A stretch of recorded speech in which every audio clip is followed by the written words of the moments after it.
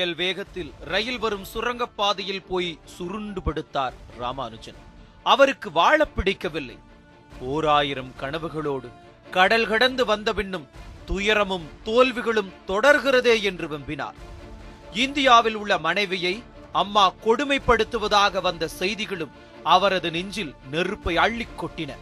ராமானுஜன் படுத்திருந்த இடத்துக்கு சிறிது தொலைவில் உள்ள நிலையத்தில் வந்து ரயில் நின்றது.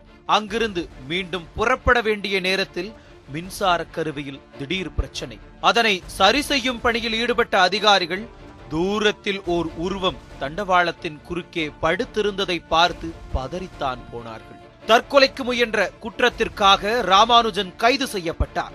இன்றளவும் கணிதவியலாளர்கள் பகுத்துணர முயன்று கொண்டிருக்கும் தேற்றங்களை தந்த ராமானுஜன் தண்டவாளத்தில் தலை வைத்த கதை பெரும் சோகம் நிரம்பியது. கும்பகோணம் ஸ்ரீனிவாச ராகவ ஐயங்காருக்கும் கோமளத்திற்கும் மகனாக 1888 ஆண்டு செப்டம்பர் 9 பிறந்தது முதலே ராமானுஜனுக்கு எல்லாம் போராட்டம்தான். தாய் வழி பாட்டனார் ஊரான ஈரோட்டில் பிறந்து சொந்த ஊரான கும்பகோணத்துக்கு பச்சிளங்குழந்தையாக ராமானுஜன் வந்தபோது அந்த ஊரையே பெரியம்மை நோய் சூறையாடி கொண்டிருந்தது. 2 ஆணும் ஒரு பெண்ணுமாக மொத்தம் 3 குழந்தைகளை அவரின் குடும்பம் அம்மைக்கு பலி கொடுத்தது. ராமானுஜம் பெரியம்மையோடு கடுமையாக போராடி முகமெல்லாம் தழும்புகளோடு உயிர் பிழைத்தார். 3 வயதை கடந்த பிறகும் அவருக்கு பேச்சு வரவில்லை. இருப்பினும் 1890 ஆண்டில் காஞ்சிபுரம் தேரடியில் இருந்த திண்ணை பள்ளியில் சேர்ந்த அவருக்கு ஆசிரியர்கள் சொல்லித்தரும் முறையிலெல்லாம் விருப்பமே இல்லை. பள்ளி படிப்பே பிடிக்காத ராமானுஜனுக்கு கணக்கு மட்டும் இனித்தது. மற்ற குழந்தைகள் ஓடியாடி விளையாடும் போது ராமானுஜனோ தனக்கு பிடித்த கணக்குகளோடு விளையாடிக் கொண்டிருந்தார். அவருக்கு எந்த அளவு கணக்கு பிடித்திருந்ததோ அதைவிட அதிகமாக வறுமைக்கு அவரை பிடித்திருந்தது. பின்னாளில் பணம் கொட்டும் ஏடிஎம் இயக்குவதற்கான அடிப்படை சூத்திரத்தையே உருவாக்கிய ராமானுஜன் பசியோடுதான் காலம் கழிக்க வேண்டியிருந்தது. புகழ் வாய்ந்த கும்பகோணம் டவுன் உயர்நிலை பள்ளியில் சேர்ந்தார். இன்றைய 8ஆம் வகுப்புக்கு நிகரான 3வது ஃபாரம் படித்த போது ராமானுஜனின் கணித அறிவு முறையாக வெளிப்பட்டது.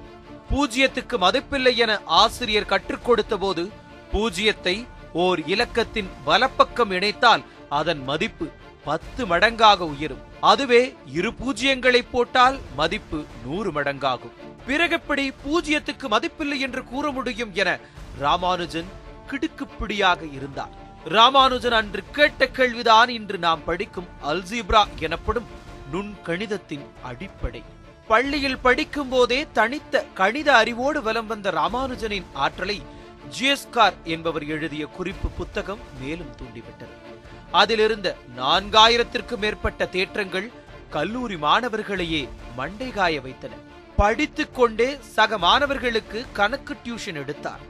ராமானுஜனிடம் பாடம் கற்றவர்களில் கல்லூரி மாணவர்கள் சிலரும் அடக்கம். வறுமையில் வாடிய குடும்பத்துக்கு இதன் மூலம் கொஞ்சமாக பணம் கிடைத்தது. அதைவிட கணக்கு சொல்லித் தருவதை அலாதி சுகமாக நினைத்தார் ராமானுஜன்.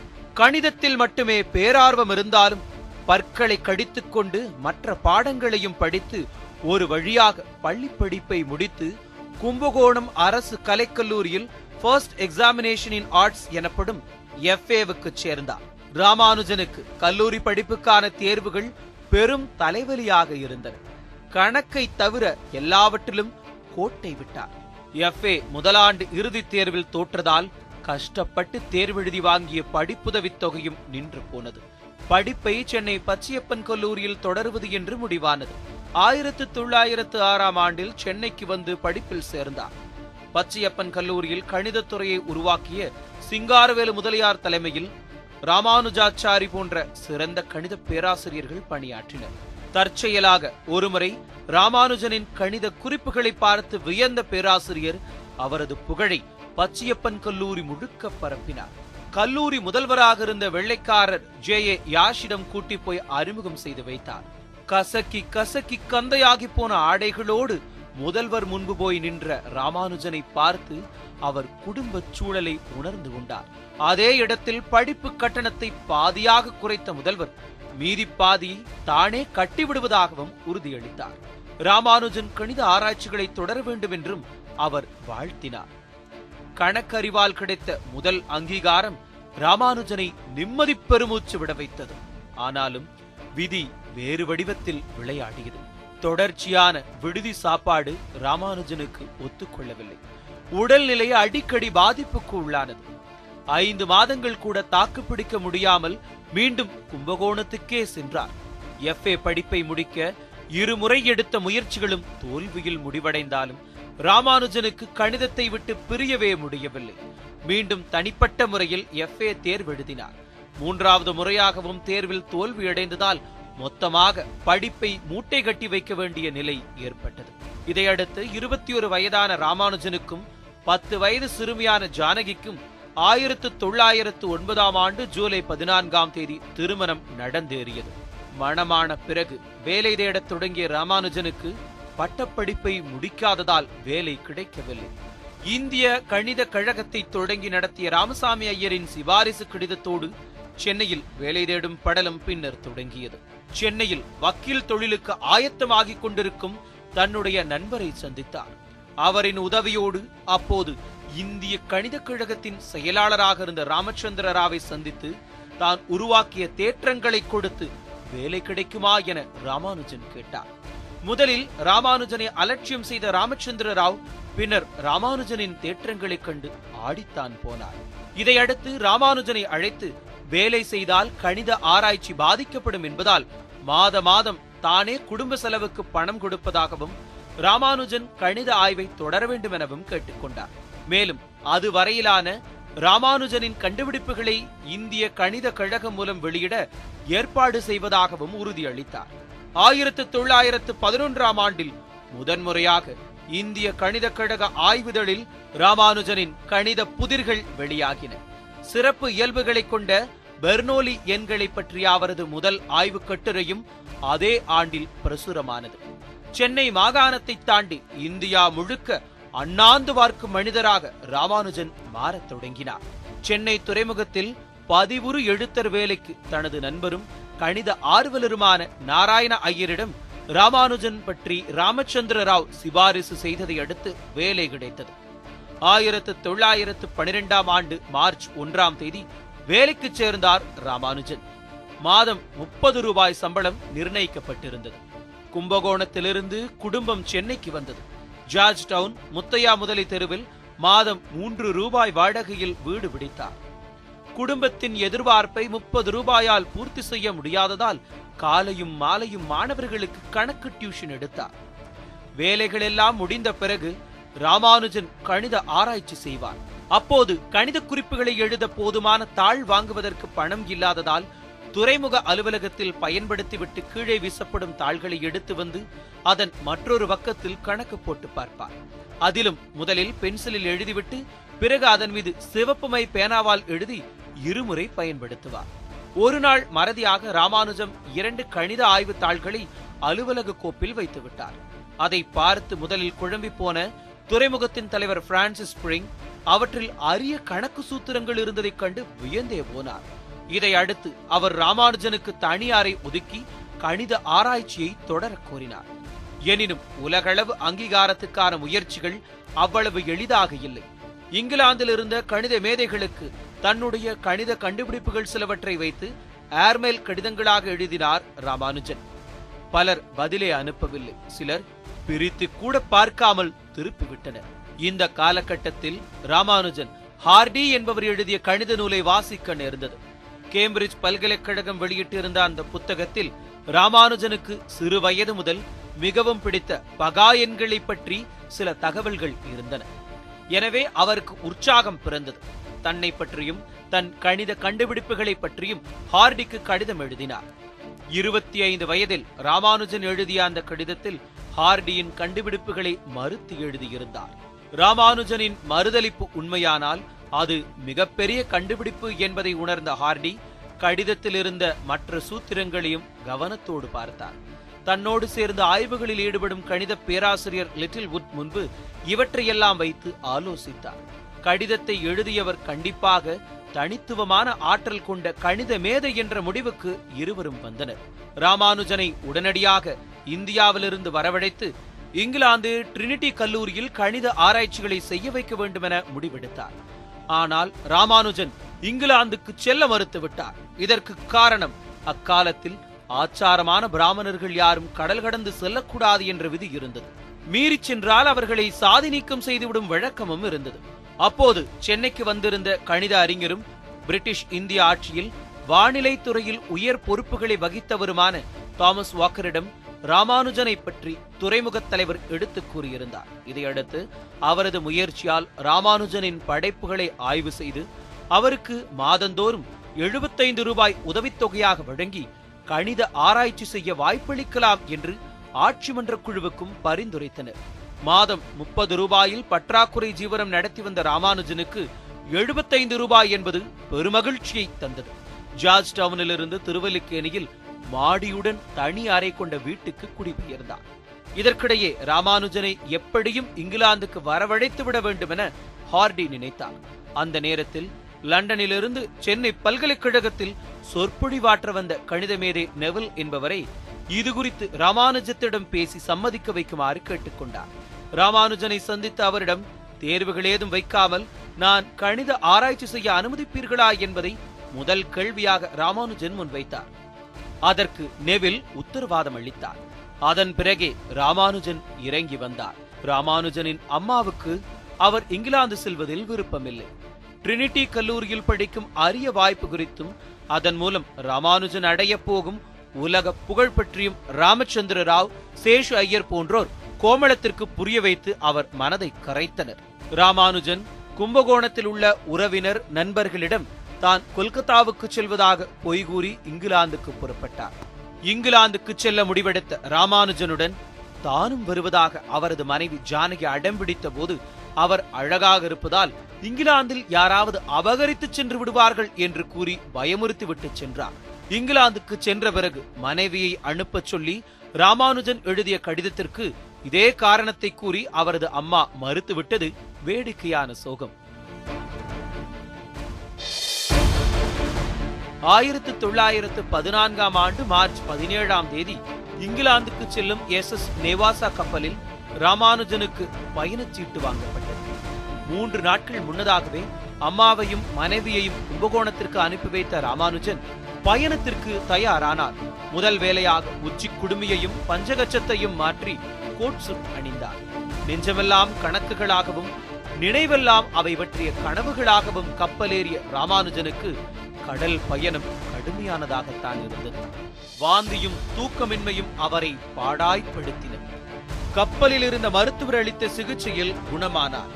திட்டமிட்டபடி 1 மாத பயணத்துக்கு பிறகு 1914ஆம் ஆண்டு ஏப்ரல் 14ஆம் தேதி லண்டன் தேம்ஸ் துறைமுகத்துக்கு சென்று இறங்கினார் ராமானுஜன்.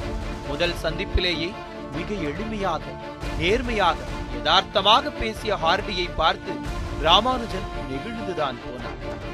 இருவரும் அணுக்கமான நண்பர்களாகவே மாறினர். தானே விண்ணப்பம் வாங்கி பூர்த்தி செய்து 20 பவுண்ட் கட்டணத்தை செலுத்தி ட்ரினிட்டி கல்லூரியின் பயிற்சி மாணவராக ராமானுஜனை சேர்த்து விட்டார் ஹார்டி.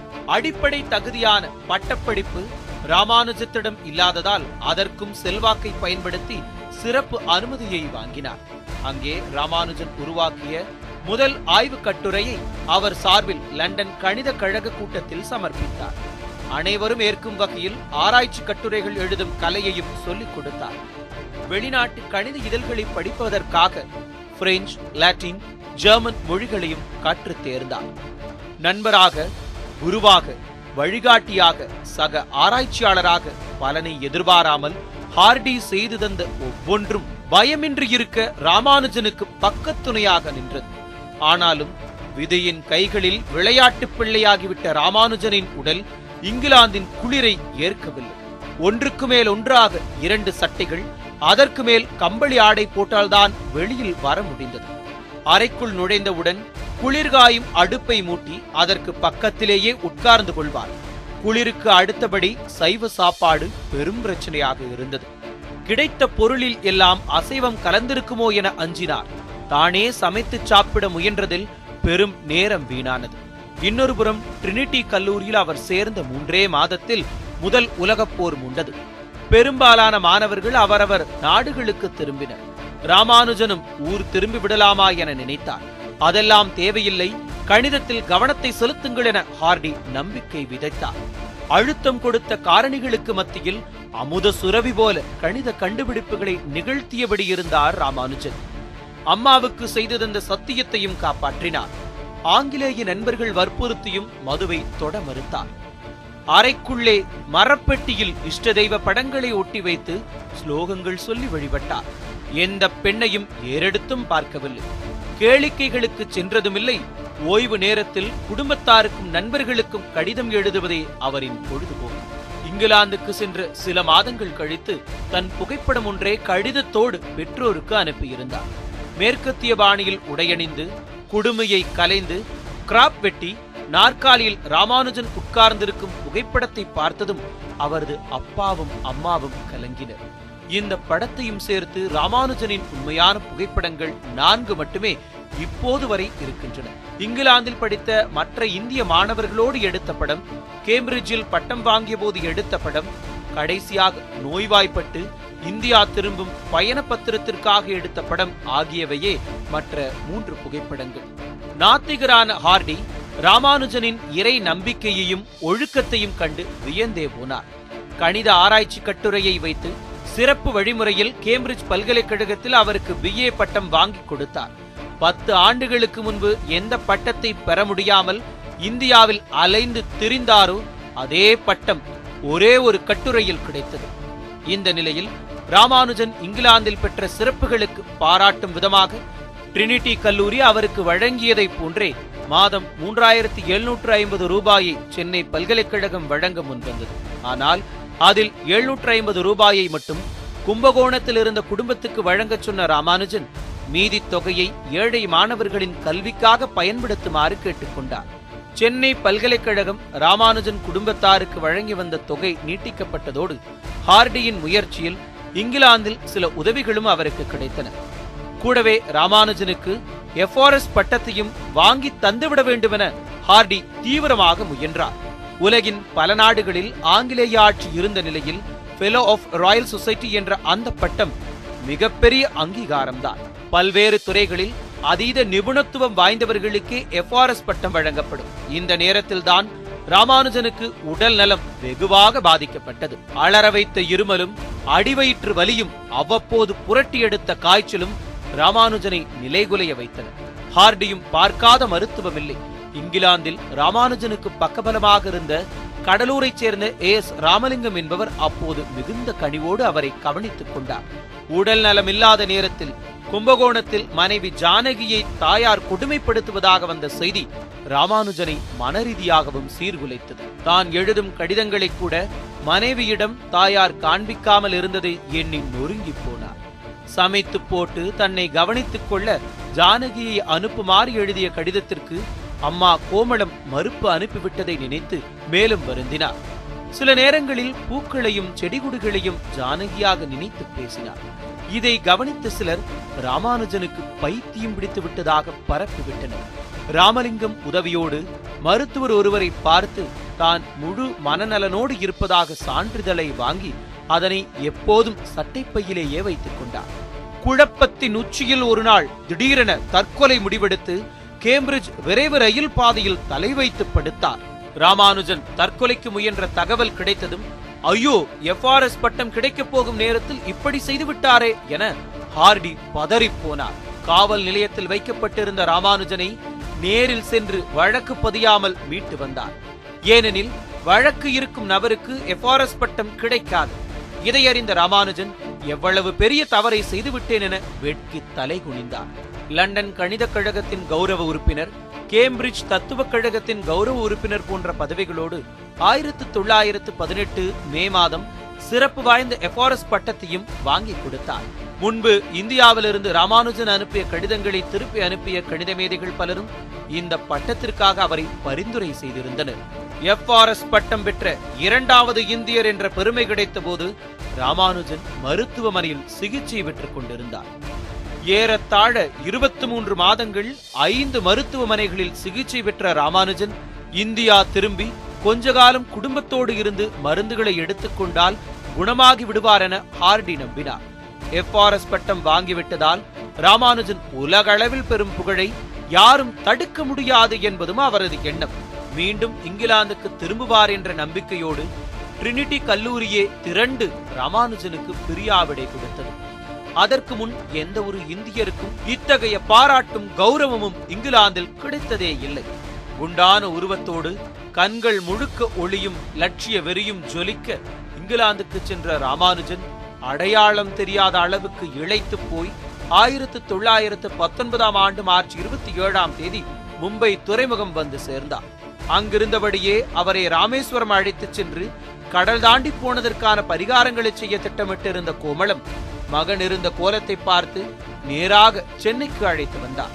சென்ட்ரல் ரயில் நிலையத்தில் கணித மேதை ஸ்ரீனிவாச ராமானுஜனே வருக வருக என பதாகைகள் மின்ன, பெரிய மனிதர்கள் பூங்கொத்துகள் கொடுக்க, வாழ்க முழக்கங்கள் ஒலிக்க 1919 ஏப்ரல் 2 சென்னை வந்திறங்கினார்.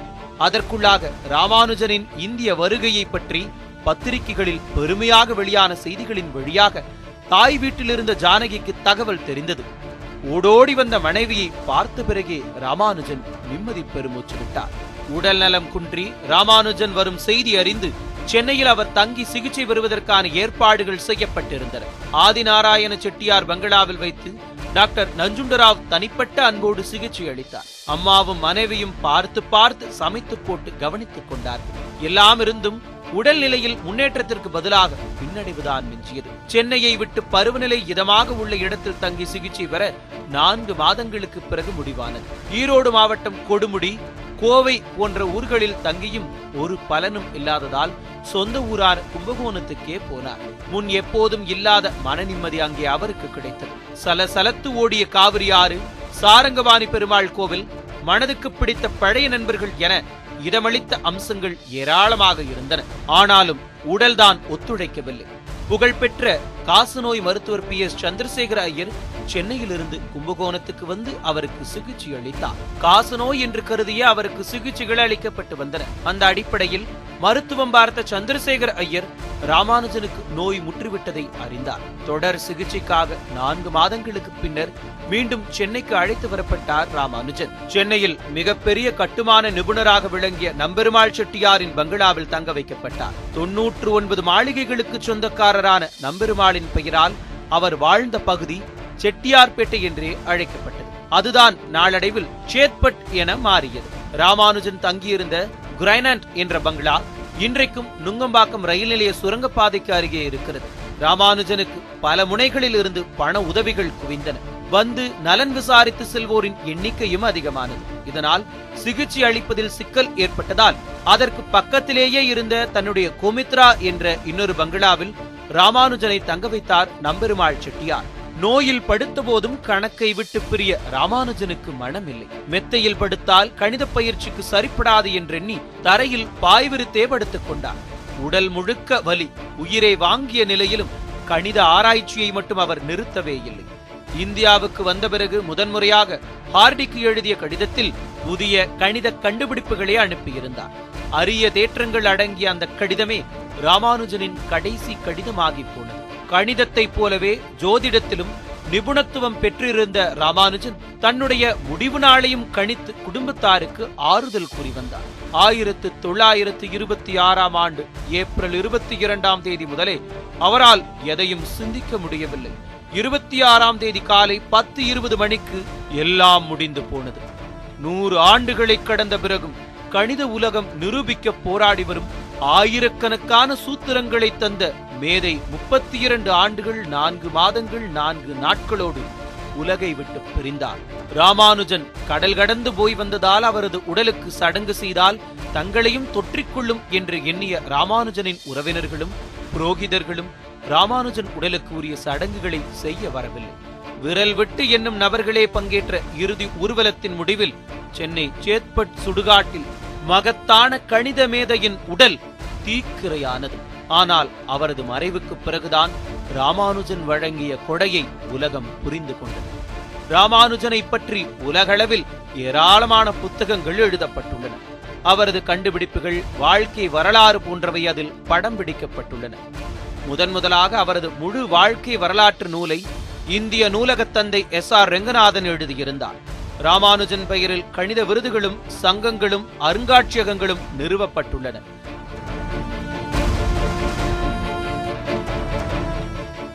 ராமானுஜன் படித்த பள்ளி, பட்டம் பெற முடியாத கல்லூரி, வேலை பார்த்த சென்னை துறைமுகம் என பல இடங்களில் அவரது சிலைகள் இருக்கின்றன. கும்பகோணத்தில் அவர் வாழ்ந்த வீடு தேசிய அருங்காட்சியகமாகி இருக்கிறது. அவரது பிறந்த நாள் இந்தியாவின் தேசிய கணித நாளாக கொண்டாடப்படுகிறது.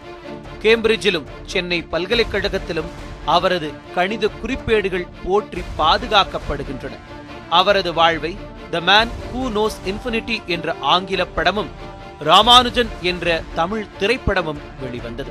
தமிழில் முழு தொகுப்பான எண்களின் அன்பர் என்ற நூலை கணித பேராசிரியர் சிவராமன் எழுதியிருக்கிறார். கணித உலகம் இன்றும் ராமானுஜன் பெயரை உச்சரித்துக் கொண்டே இருக்கு.